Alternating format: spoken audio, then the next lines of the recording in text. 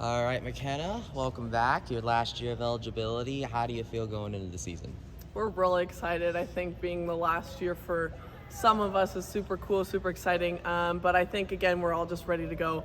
We're ready to jump on to the train. We're ready to start practicing. We're ready to start playing a few games. Spring was a long time with not a lot of games, so we're ready to start playing competition and have a really good season again this year.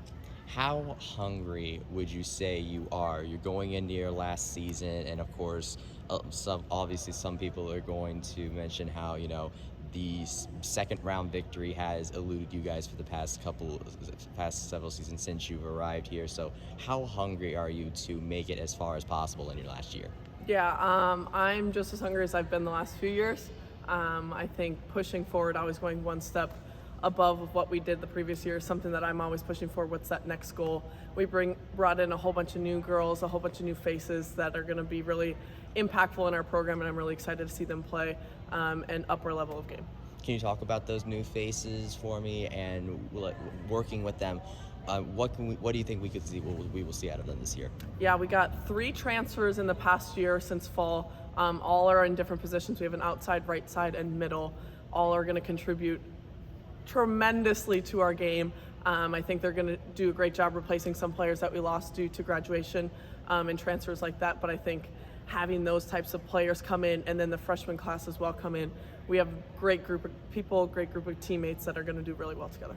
How important is it to have Amber Olsen back with you? You guys have been through a lot together. So how important is it, especially considering she's setting you up, to have her back for one last ride? We always joke about it because she's like, "Oh, you're so lucky you have me," and I am, because we have a connection now for 5 years where if I do something, she knows how to respond, or if she does something, I know how to respond, and that's not something you always get with teammates. And I've been very fortunate that she's been setting me for the past 4 or 5 years. So now we have such a rhythm and such a connection that we can kind of work really well together. Last year, you also ended up getting the Order of Pegasus award as well. So you've done a lot both on the court and in the classroom. So what would you say, is on your to-do list this season? What's left for McKenna Melville to do? Yeah, so I am actually super excited. I'm a student teacher this year at Oviedo High School for the fall, and that's something that I've been passionate about. So it's finally like something I get to do, something that I look forward to in the future. So that's one of those stepping stones.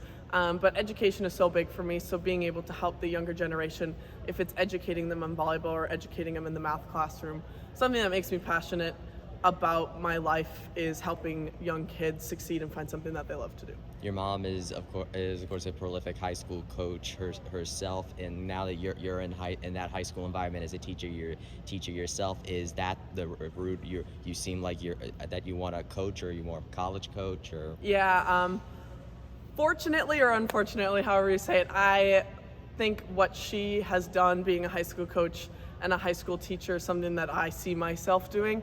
And I'm really excited to step into that role that she's done for the past 30, 40 years. So I'm excited to step into that role now and become a high school coach is the future plan, and then also become a high school math teacher.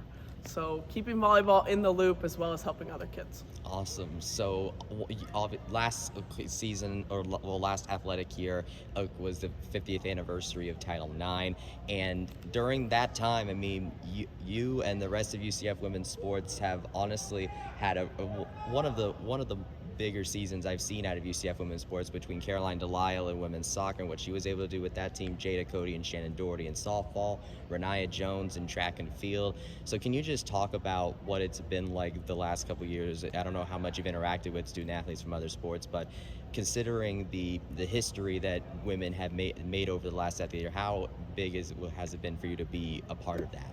Yeah, I think it's pretty cool to see other female athletes succeeding in what they love to do. And then to be around those people. Those people have such drive and such love for their sport, and to be able to also contribute into that group is super cool. And I love being able to watch women succeed in what they love to do. I love watching all athletes, and I think right now with Title IX being so big, it's really cool to see women's sports at UCF succeeding so much, and seeing all the awards and everything that women's sports are getting and all the recognitions that they are. What do you want to see this team do by the time this season starts? Because obviously you've been working together for a good while to get yourself prepared. So what do you want to see the team do and have down before the season begins? I would just say probably the connection that we have is one of the biggest things that we can have down. Playing is always going to be a little bit different. Skills that we're trying to focus won't happen until season as much. But over the past month and a half, 2 months, we've been on campus bonding with each other, understanding how each other work, and that's super important. I think in the volleyball world, to communicate, be able to communicate with each other, and what we do off the court is translating what's happening on the court. So we have a really strong connection right now, so to be able to translate it on the court is something that we already have checked off and we're ready to go for. Two more, Bryson. Got it. So obviously one thing that you managed to miss out on, the time it didn't really work out on, is the Big 12 move. You're going to be graduating before they make that move, but you're working with these younger players who are going to be playing in the Big 12. So knowing that that's coming up, how is working with them and that Big 12 move coming up kind of influence how you coach them? Because the competition in the Big 12 is certainly a step up. Yeah, it's definitely a step up, but in our gym, competition should always be the same. It doesn't matter if we're playing the number one team in the nation or the worst team in the nation. I think being competitive no matter what, no matter where you are, is super important. So I don't think I would have ever changed anything if I was in a different conference. Being competitive is something that we've learned in this team, and that's the only way we're going to succeed, is if we're competitive with each other on the court and off the court as well. What other things do you think this team needs to do in order to be where it wants to be by the end of the season?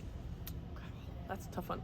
I think one thing that we could just always work on is just making our skills better, making that one, what can I do personally to help the whole team? So I think if everyone can pick 1 or 2 goals that they want to work on individually, it's going to make our team so much better, because now they have that skill or they have that tool in their toolbox. Awesome. Thank you, McKenna. You're welcome.